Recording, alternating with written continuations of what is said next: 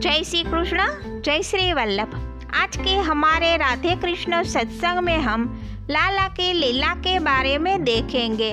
पर इससे पहले आप राधे कृष्ण सत्संग में जुड़ना चाहते हैं तो लाइक कीजिए, शेयर कीजिए और सब्सक्राइब कीजिए ताकि आने वाले सभी प्रसंग आप तक पहुंच सके। एक बार एक गोपी के घर लाला माखन खा रहे थे। उस समय गोपी ने लाला को पकड़ लिया।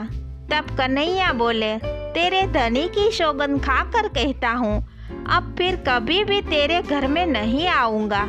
गोपी ने कहा, मेरे धनी की सौगंध क्यों खाता है? कन्हैया ने कहा, तेरे पिता की सौगंध बस। गोपी और ज्यादा खिंच जाती है और लाला को धमकाती है, परंतु तू मेरे घर आया ही क्यों? कन्हैया ने कहा, अरे सखी, तू रोज कथा में जाती है, फिर भी तू मेरा तेरा छोड़ती नहीं। इस घर का मैं धनी हूँ, यह घर मेरा है। गोपी को आनंद हुआ कि मेरे घर को कन्हैया अपना घर मानता है। कन्हैया तो सबका मालिक है, सभी घर उसी के हैं, उसको किसी की आज्ञा लेने की जरूरत ही नहीं है। गोपी कहती है, तूने माखन क्यों खाया? लाला ने कहा, माखन किसने खाया है? इस माखन में चींटी चढ़ गई थी तो उसे निकालने को हाथ डाला, इतने में ही तो तू टपक पड़ी। गोपी कहती है, परंतु लाला, तेरे होठों के ऊपर भी तो माखन चिपका हुआ है।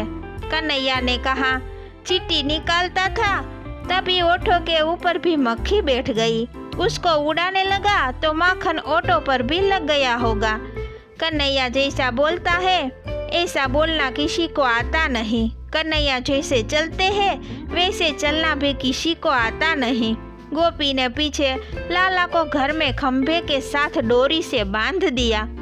कन्हैया का श्रीअंग बहुत ही कोमल है। गोपी ने जब डोरी से कसकर बांधा तो लाला को आंखों में पानी आ गया। गोपी को दया आई, उसने लाला से पूछा, लाला, तुझे कोई तकलीफ है क्या? लाला ने गर्दन हिलाकर कहा, मुझे बहुत दुख हो रहा है, डोरी जरा ढीली करो ना। गोपी ने विचार किया कि लाला को डोरी से कसकर बांधना ठीक नहीं है, मेरे लाला को दुख होगा, इसलिए गोपी ने डोरी थोड़ी ढीली रखी और सखियों को खबर देने गई कि मैंने लाला को बांधा है। तुम लाला को बांधो परंतु किसी से कहना नहीं। तुम खूब भक्ति करो परंतु उसे प्रकाशित मत करो।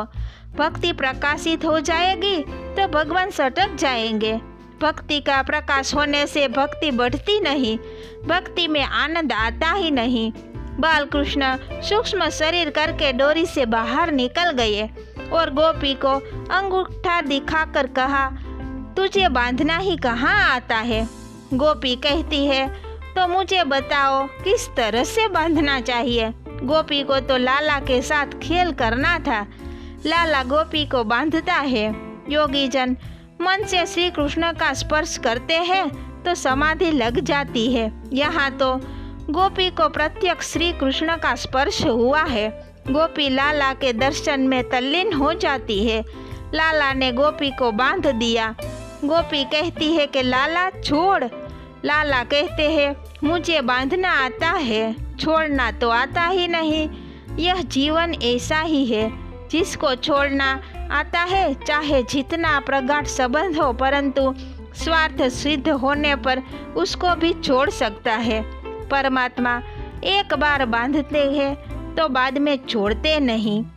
तो इसी के साथ ही हम आज का सत्संग ही समाप्त करते हैं।